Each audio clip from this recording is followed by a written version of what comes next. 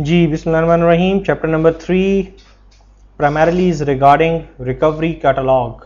आरमैन recovery catalogue क्या होता है, करंट वन चैप्टर के मेजर ऑब्जेक्टिव्स के why we need RC, recovery catalogue क्या होता है, रिकवरी कैटलॉग की रिपोजिटरी को किस तरह से आप लोग हैंडल अप करेंगे, देन रिकवरी कैटलॉग की कॉन्फ़िगरेशन, रिकवरी कैटलॉग के ऊपर अगर आपने वर्चुअल प्राइवेट कैटलॉग क्रिएट करना हो, रिकवरी कैटलॉग कौन से scripts, local scripts, global scripts कौन से होते हैं।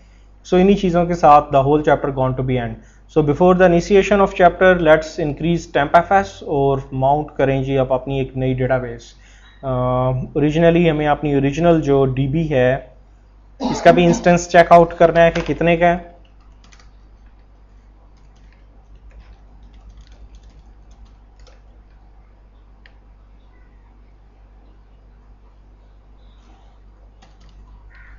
स्टार्टअप माउंट कर रहा हूँ मैं, ओपन नहीं कर रहा। रीज़न क्योंकि मुझे इसके कह लें कि इंस्टेंस को डिक्रीज करना है। लेट मी चेक कि इसका इंस्टेंस है कोई 800 समथिंग मेगाबाइट के ऊपर। सेट क्या करें जी, मेमोरी टारगेट के ऊपर चलता है। मेमोरी टारगेट कितना कर दें,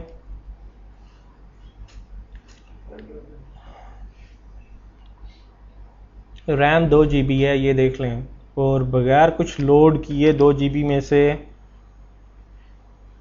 available is this one 1.5 round about 1.4 और 1.5 850 मेगाबाइट का कर लेते हैं। It's quite right. Scope is equal to SP file चलेंगे and you have to down it, shut down immediate. नहीं जी डन। वंस इट शट तो देख लेते हैं कि सेकंड वन को भी इतने का ही क्रिएट कर लेते हैं। देन आई थिंक सो कि we don't need to reconfigure temp FS. Error आया तो फिर देख लेंगे कि क्या करना है। कैट डॉट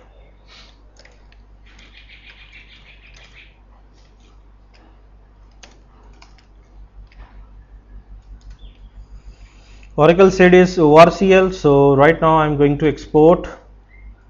ओवरराइड कर दें जी टर्मिनल की सेटिंग्स को। Oracle _SID is what, पहले ORCL है, now I am going to do it RMAN-DB। ठीक है, ये पहले आप अपना Oracle एक्सपोर्ट करेंगे SID, ताकि DBCA गलत इंस्टेंस के साथ इसको बाइंड करने की अटेम्प्ट ना करे। एको करके चेक कर लें कि इसने पैरामीटर किसके ऊपर कॉन्फ़िगर किया है, RMAN-DB पे है जी आपका। ठीक है, so right now invoke DBCA। ये स्टेप आपने लाजमी करना है, एल्स DBCA क्योंकि टर्मिनल के अंदर Oracle SID ORCL होगा, वो उसी के साथ बाइंडिंग करने चला जाएगा कंट्रोल फाइल की। नहीं क्यों होम क्यों डिफरेंट बनेगा, होम तो Oracle होम सबका एक ही है ही बेचारा एक ही होम, जनरल पर्पस। डन। ठीक है, क्या नाम रखें यहाँ पे, RMAN-DB। इसका EM के साथ करवा लें कॉन्फ़िगरेशन, वैसे इसका EM हमें चाहिए नहीं। Use the same pass like Oracle and Oracle। कोई मसला नहीं, वो कहता है पॉलिसीज, वो कहता है किस लिसनर के साथ रजिस्टर करवाऊँ लिसनर के साथ। ORCL वाला तो ORCL DB के लिए डेडिकेटेड है, सिर्फ लिसनर के साथ इसकी कह लें कि डायनामिक कॉन्फ़िगरेशन हो जाएगी। File system we don't have any ASM, तो फाइल सिस्टम के ऊपर ही रखेंगे। फ्लैश रिकवरी एरिया इसका 3 GB का होगा। आर्काइविंग एनेबल करने की जरूरत नहीं, सैंपल स्कीमास बनाने की जरूरत नहीं। ठीक है, राइट नाउ इट्स सेइंग के अकॉर्डिंग टू, ठीक है ये कम ये छोटा भी हो तो बहुत अच्छी बात है, 806 MB it's perfectly all right. ये मेमोरी टारगेट है टोटल SGA प्लस PGA दोनों को मिला के।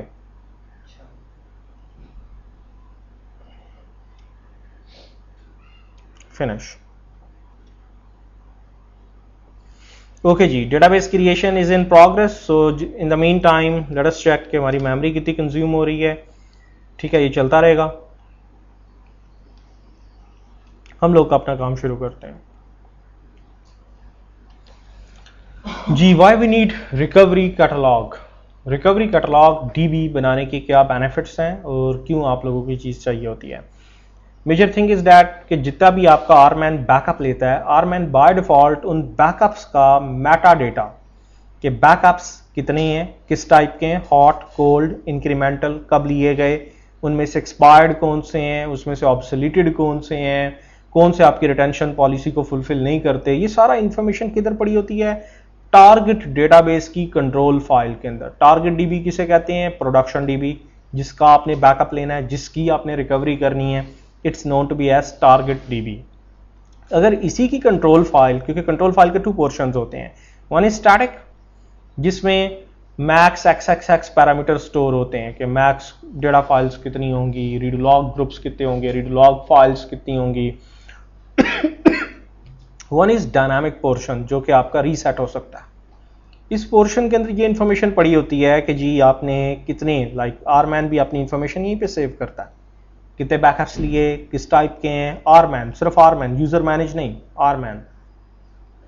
If some catastrophic action gone to be happen से टारगेट डीबी की तमाम कंट्रोल फाइल्स वाइप ऑफ हो गई, तो आरमैन की अगर आप यहां पे कमांड लिखेंगे लिस्ट बैकअप, तो वो आपको कुछ नहीं दिखा सकेगा, क्योंकि सारा मेटा डेटा किधर पड़ा हुआ है बैकअप्स का, inside control file. Meta data के बैकअप्स कितने हैं, किस टाइप के हैं, किधर पड़े हुए हैं, अवेलेबल हैं, अनअवेलेबल हैं। अगर कंट्रोल फाइल ही डैमेज हो जाए तो आपके पास तो आरमैन कोई मेटा डेटा क्रिएट नहीं कर सकेगा।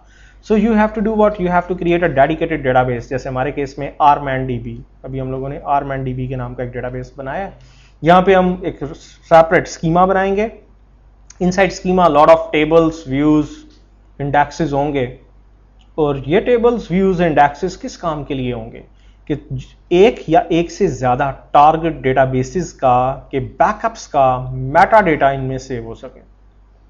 ये क्या किया करेगा, अब जो मेटा डेटा हुआ करेगा वो इस सेपरेट डेटाबेस के स्कीमा में स्टोर हुआ करेगा।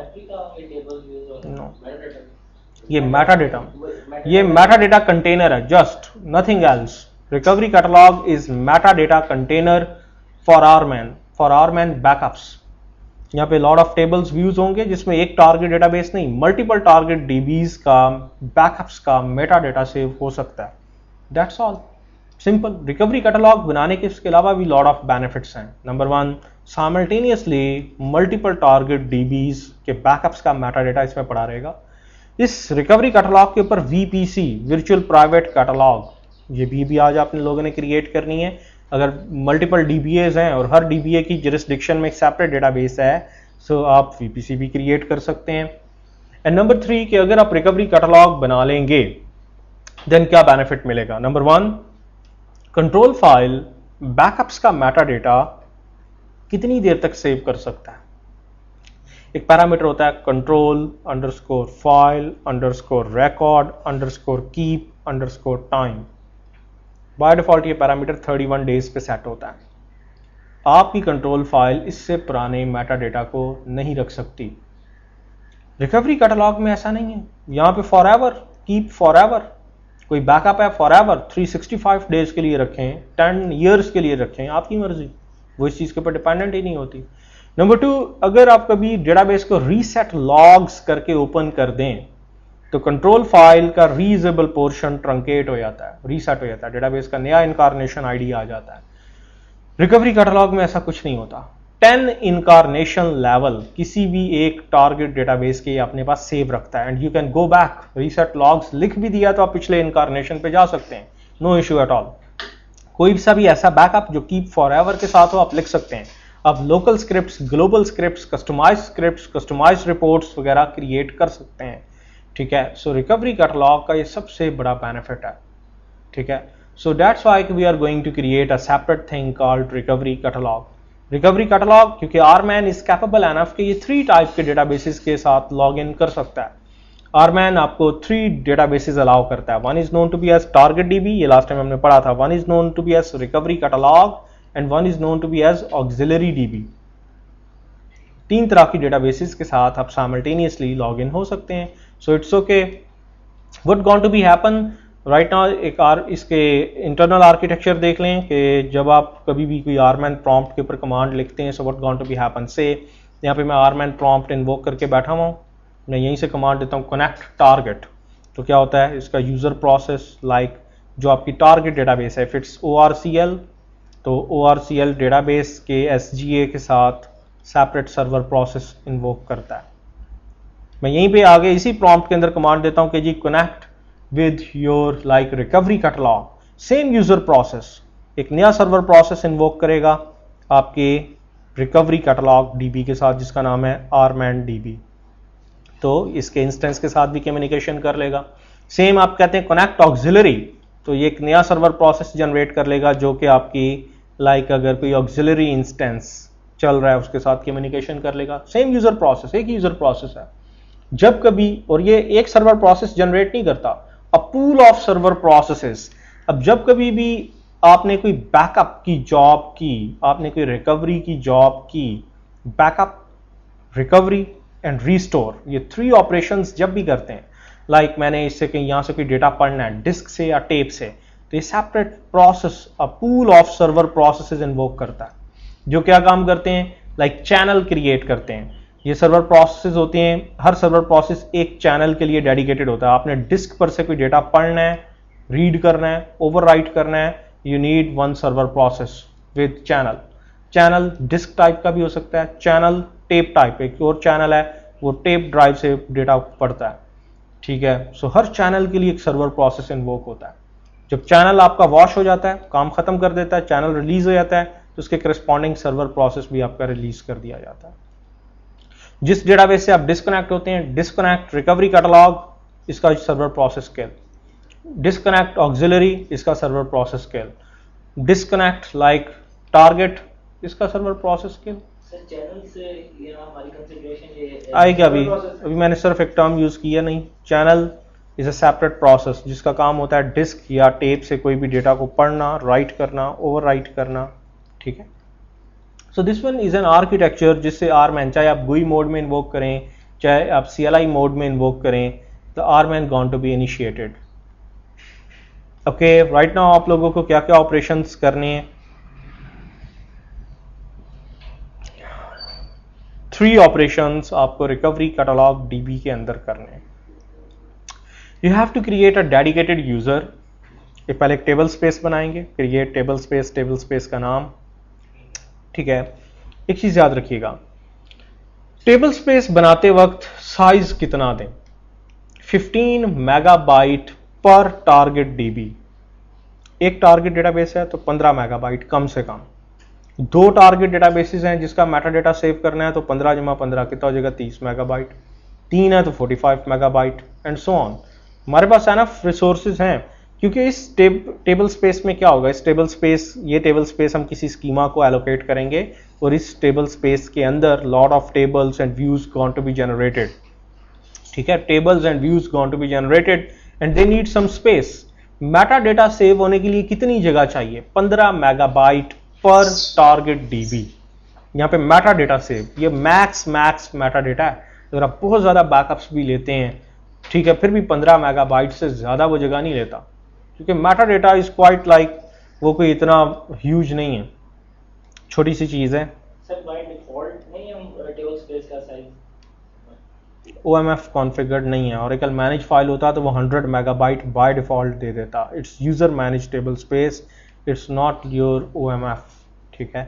सो आपको एक टेबल स्पेस बनानी है, आपको एक यूजर बनाना है और उस यूजर को कोई और राइट दें या नहीं दें, रिकवरी कैटलॉग ऑनर, ये एक रोल होता है। Recovery underscore catalog underscore owner, ये आपने किसको देना है? rman, जो भी यूजर बनाएंगे उसको आप देंगे। ये एक ऐसा क्लीन रोल है which have 1500 plus object privileges.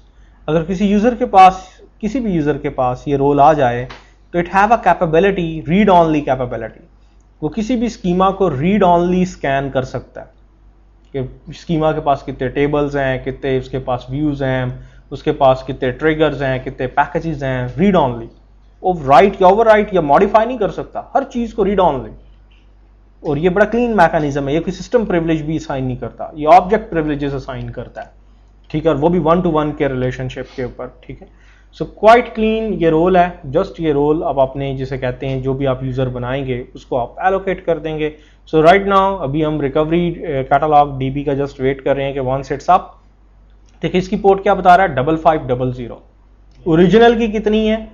1158।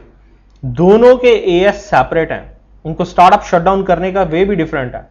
अगर आप टर्मिनल में इसका पैरामीटर एक्सपोर्ट करेंगे ना आरमैन डीबी, तो वो EM की सर्विस 5500 पे अप करेगा। बाय डिफॉल्ट करेंगे तो 1158 पे करेगा। सो राइट नाउ अब आप क्योंकि लोकल कॉन्फ़िगरेशंस आप पढ़ के आए हुए हैं, सो अभी हम लोग उसी को यूज करेंगे। So I am going to like modify your listener, net MGR पे जाएं,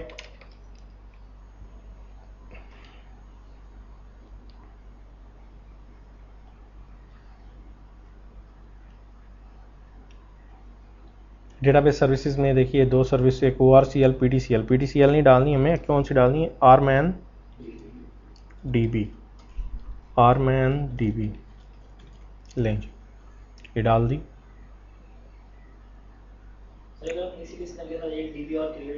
करवा देते, नो इशू, ये किसने सर्विस बना दी हुई है। बाउंस योर लिसनर,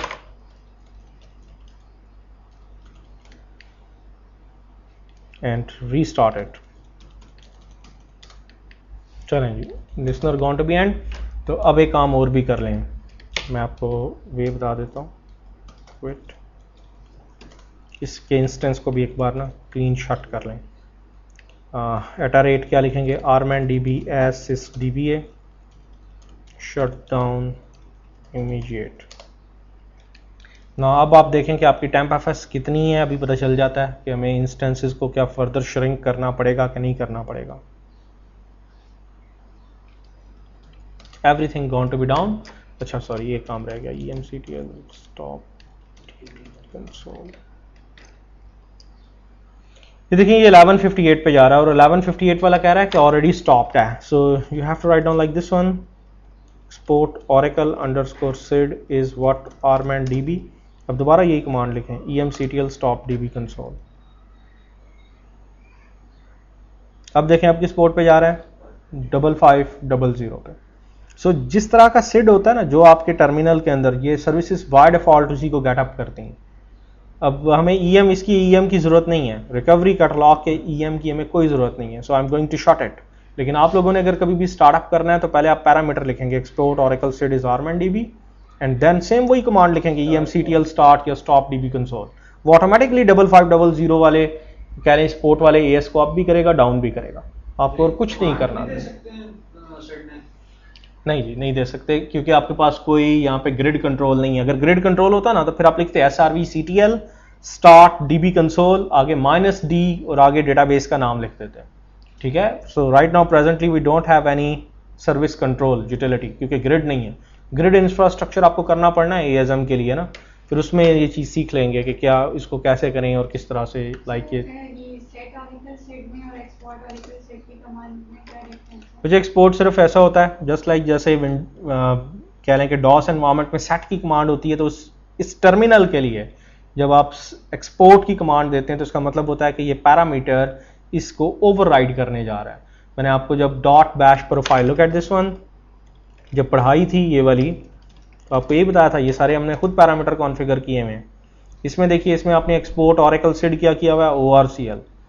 इस हर टर्मिनल जो oracle यूजर, क्योंकि oracle यूजर की डॉट बैश प्रोफाइल है, हर टर्मिनल जो इस यूजर के अंडर ओपन होगा इस टर्मिनल में, हर एक टर्मिनल में बाय डिफॉल्ट ये पैरामीटर एक्सपोर्टेड है। These are environmental variables, just like जैसे विंडोज में एनवायरमेंटल वेरिएबल्स होते हैं, तो विंडोज में सेट की कमांड होती है। सेट पैरामीटर का नाम, आगे परसेंटेज वैल्यू परसेंटेज, यहाँ पे क्या होती है, यहाँ पे $साइन और आगे उसका नाम, सिर्फ इतना फर्क होता है और कुछ नहीं। जस्ट लाइक जैसे विंडोज में auto exact dot batch configure करते हैं, यहाँ पे डॉट बैच प्रोफाइल होती है। ठीक, clear. So right now let's initiate. अब हमने सब सर्विसेज डाउन कर दी। अब नेक्स्ट टाइम से ये आप लोगों की रिस्पॉन्सिबिलिटी, मेरी नहीं। We need recovery catalog, crash हो गया, रिकवरी कैटलॉग खत्म हो गया तो बस फिर मौज मस्ती। ठीक है, फिर इसका मतलब है छुट्टी, Skoon.com। तो आप लोगों ने सर्विसेज अप करनी है, आप लोगों ने डाउन करनी है। मेरा काम है आज आप लोगों को सिखा देना। मेरे आने से पहले पहले आप ये काम कर सकते हैं, या मैन ऑफ टाइम। मैं usually half an hour late आता हूँ। ठीक है, चले दोनों दिन, सैटरडे को कभी संडे को। हाँ जी, ओके, लेट अस चेक। अब ये देखिए, सबसे पहले आप listener, because listener is common, आप LSNR-CTL लिखें, स्टार्ट, क्योंकि हमने दोनों सर्विसेज इसी एक लिसनर के साथ स्टार्टअप की हुई हैं। कहता है ऑलरेडी स्टार्टेड है, चलो भाई स्टॉप कर दो। And then start it. ये देखिए इसमें ORCL का भी इंस्टेंस है, आर्मैन DB का भी इंस्टेंस है, दोनों है। डन। लिसनर एक ही है, हम कॉमन, हम मल्टीप्लेक्सिंग यूज कर रहे हैं, हम लोड बैलेंसिंग यूज नहीं कर रहे। लोड बैलेंसिंग होती दोनों DBs के लिए सेपरेट सेपरेट लिसनर होता। प्रेशर है कोई नहीं, ठीक है, काम हम लोगों को नहीं करना है जितना इसके ऊपर करना है, तो मैंने एक ही लिसनर को कॉन्फ़िगर किया। Okay. Number 2, start the instances like SQL plus sys। अगर आप यहाँ पे, क्योंकि देखिए मैंने टर्मिनल ओपन किया है, मैंने किसी इन्वायरमेंटल वेरिएबल को ओवरराइड नहीं किया, तो मैं यहाँ पे @ORCL लिख दूं या ना लिखूं, both are equivalent, both are equivalent. आप चाहे यूं लिख दें या जैसे ऊपर वाली कमांड लिखी हुई थी सेम था, क्योंकि इसके लिए ऑरेकल सिड क्या था, ORCL। यहाँ पे आपने खुद ओवर राइडिंग कर दी, इसके लिए लिसनर की सर्विस का आप होना जरूरी है। एल्स अगर लिसनर अपना हुआ तो एरर दे देगा, ये कहेगा कि ये @ORCL को नहीं पहचानता, ठीक है। तो अब आप यहाँ पे लिखें स्टार्टअप, तो मीन्स अब आप कौन सा आप कर रहे हैं, टारगेट DB आप कर रहे हैं। तो ये लिसनर को लोड कैसे चेक करेंगे? कर लेते हैं जी, पहले अपने रिकवरी कैटलॉग को चेक कर लें, फिर लिसनर की बारी आती है।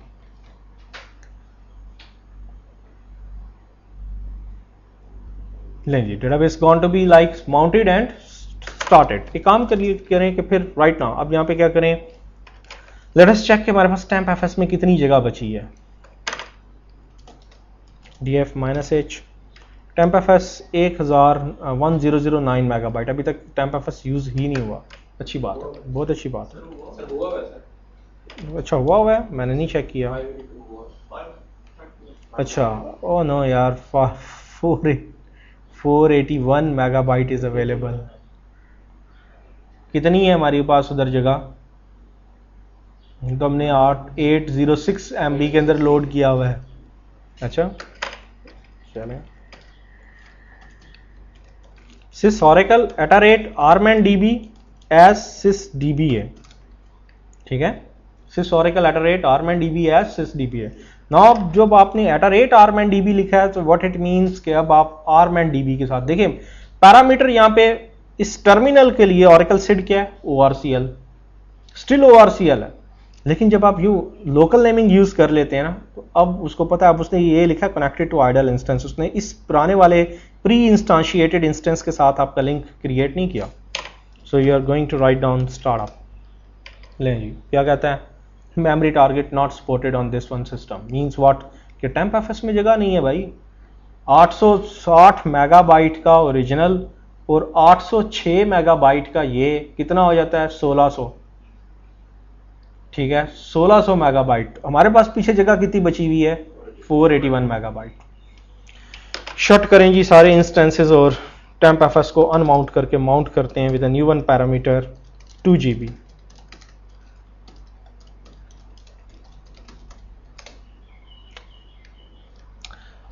अच्छा, स्पेल मिस्टेक है यार, इन लोगों को चाहिए कम से कम 3 GB रैम तो दें, ये परफॉर्मेंस बहुत लूज कर जाएगा। जब ये जॉब चलनी है ना, फिर आप और मैं सो के उठ के देखा करेंगे, जॉब चल जाया करेगी। SU-रूट, अच्छा मुझे भी याद नहीं रहा कि आज ये नेक काम हम लोगों ने करना था, कहीं तो एल्स मैंने कह देता कि यार ये ना इसकी मेमोरी मैनेजमेंट करवा दें।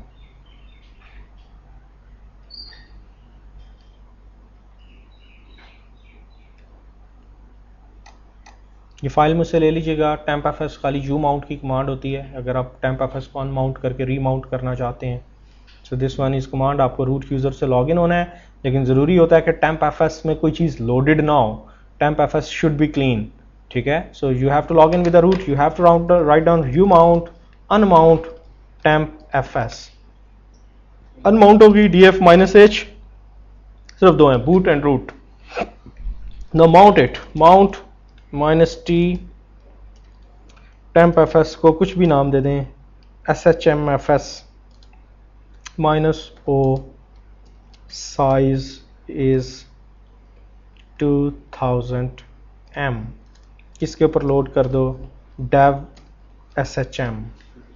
सो राइट नाउ df-h, ये देखिए जी, अब आपकी शेयर्ड मेमोरी, अब उसको मैंने टेम्प एफ एस का नाम नहीं दिया, मैंने उसको S H M F S का नाम दे दिया है, 2 GB की हो गई, बहुत है। अब 1 GB का भी इंस्टेंस लोड कर लें अब तो कोई मसला नहीं, लेकिन ये सेटिंग्स ट्रांजिएंट है, वंस ऑपरेटिंग सिस्टम शट हुआ तो ये सेटिंग्स वाइप ऑफ हो जाएंगी, ठीक है। फिर आपको दोबारा रूट से लॉग इन होके हमेशा यू माउंट करके, लेकिन टेम्प एफ एस क्लीन होनी चाहिए, मीन के अवेलेबल होनी चाहिए पूरी। मैंने इसीलिए पहले इंस्टेंस शट किया था, इंस्टेंस शट करके ORCL का भी इंस्टेंस शट कर दिया था, अनमाउंट करके मैंने नई रीमाउंट की है 2000 मेगाबाइट की, it means it's of 2 GB। Done, ये काम हो गया, so it's okay, right now we are clean. अब हम लोग अपना जो भी काम करें, लेकिन ये होगा कि thrash effect going to be generated. Thrashing ये हो जाएगी कि रही सी कसरें निकल जाएंगी, टॉप लेथार्जिक हो जाएगा सिस्टम।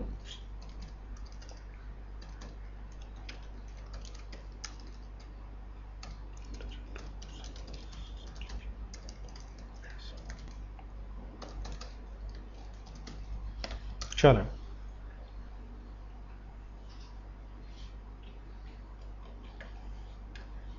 टू GB था ना पूरा, अब देख लें कि 2 GB में से कितना बचा है।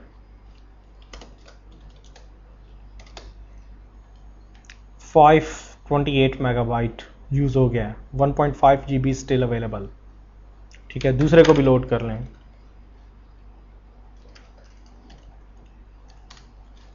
sys oracle @armandb as sysdba startup। चलें, लास्ट टाइम उसने कहा था कि memory target is out of range, इस बार नहीं कहा, टेम्प एफ एस में जगह है, ठीक ठाक है। चलें जी, गया जी दोनों, listener is up, both instances are up, पीछे क्या रह गया, EM किसका अप करना है, टारगेट DB का, ठीक है। अगर दूसरे का करना होगा तो you have to write down like this one, export oracle _sed is what armandb, लेकिन मुझे इसका नहीं करना, इसका मैं चाहिए ही नहीं, रिक्वायर्ड ही नहीं है, so you have to just write down emctl start db console, ठीक है।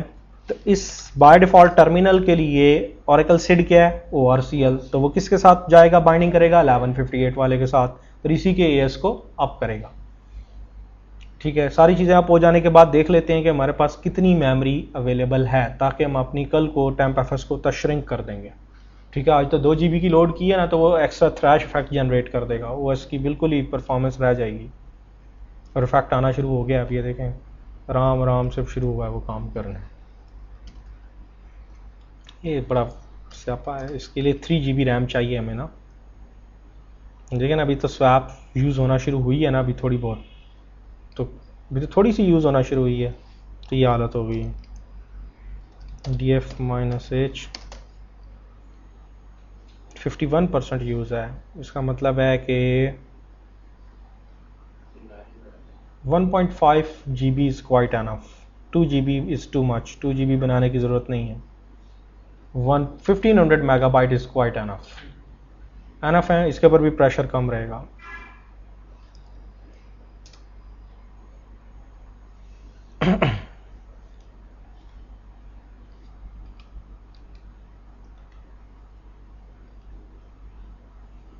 लें जी, इसे सर्विस अप कर लेने दें, ताकि अच्छा जितनी देर में सर्विस अप करता है, so let's execute our task, हम अपने काम शुरू करें, क्योंकि EM तो बाद में अप होता रहेगा, हमारे टास्क तो हो सकते हैं, क्वाइट इजीली हो सकते हैं।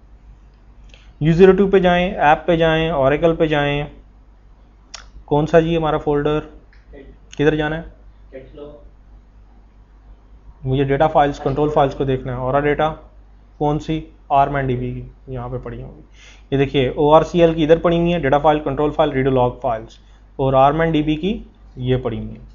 The architecture is called OFA, optimal flexible architecture, कि Oracle हर एक सर्वर का सेपरेट फोल्डर बनाता है। कुछ चीज़ें मुझे भूल जाती हैं तो वो मैं आप लोगों से पूछूंगा,